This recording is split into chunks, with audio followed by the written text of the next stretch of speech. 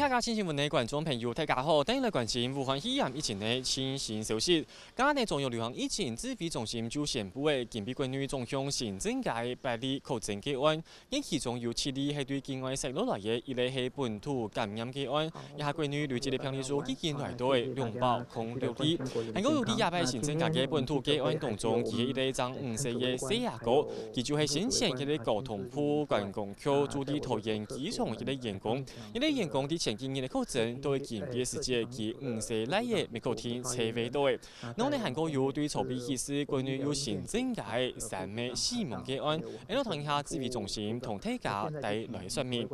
那按299是按269，大家知道哈，269就从我们认为是从菲律宾的277传到269，那269是我们那个交通局的人员，他的小孩，那也就确诊，那这个是我们的本土的案例。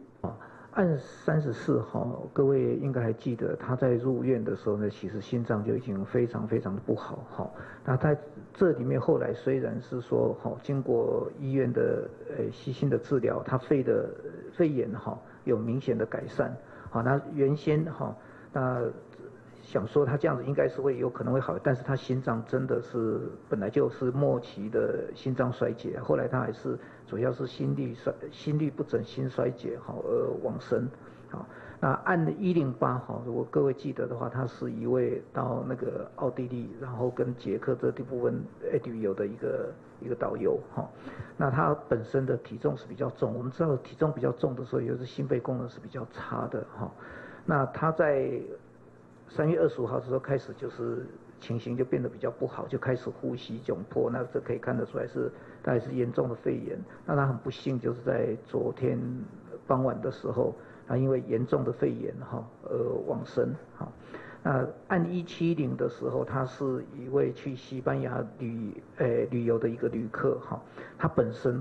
在这之前有癌症的病史。虽然讲呢，近比国内新增加嘅1例确诊个案数量看起来已经无像前一波的按度，1例情形看起来呢，渐渐的有加缓呢。不过呢，指挥中心还系动向什么，还系卫生网来做好相关的防疫措施。今日指挥中心就有宣布的，对新年初9起始，国内1例买最的政策会有动态变化。所以讲一下呢，国内1日最的产量就来到的有1000只按度，都做得本体价买到未用得到。故所呢，指挥中心就认为讲对新年初9起始，我哋调整一个体价买最的数量，来谈一下家下指挥中心同体价宣布的政策。有关于口罩，现在大家都关心口罩的生产量，慢慢也跟上来，所以我们呢也决定从4月9号起，换句话说下个礼拜4起，就是第一个就是小孩大概我们就原来是一个礼拜7天5片。那为让大家能够更方便，就让它变成是14天10片，就一次可以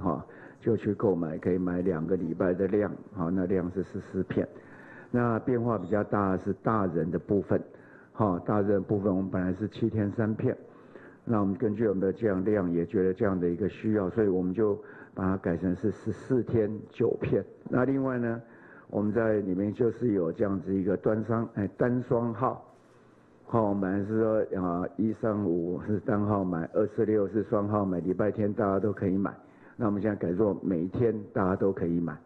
那在这2个礼拜，大家也是关心说海外的亲属，那我们也是积极的，就是说在想一些方法，可以让他更方便的来就是说能够给他的一个亲属。那我们现在就决定是这样子了因为我们现在等于是。成人开始在从4月9号，我们就2个礼拜是9片嘛，那等于是1个月18片，2个月36片。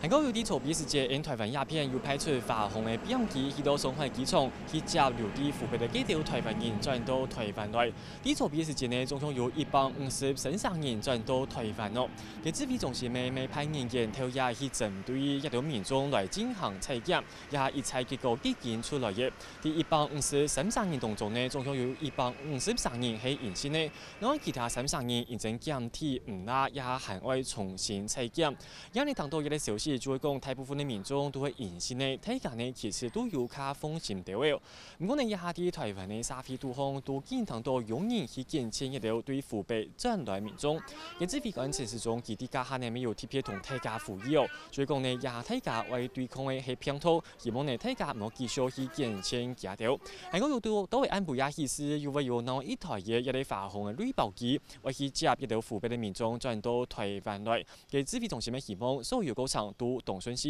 嘅以上呢，就用一摆同真理重点嘅有关疫情嘅前线消息，嚟继续同来中方。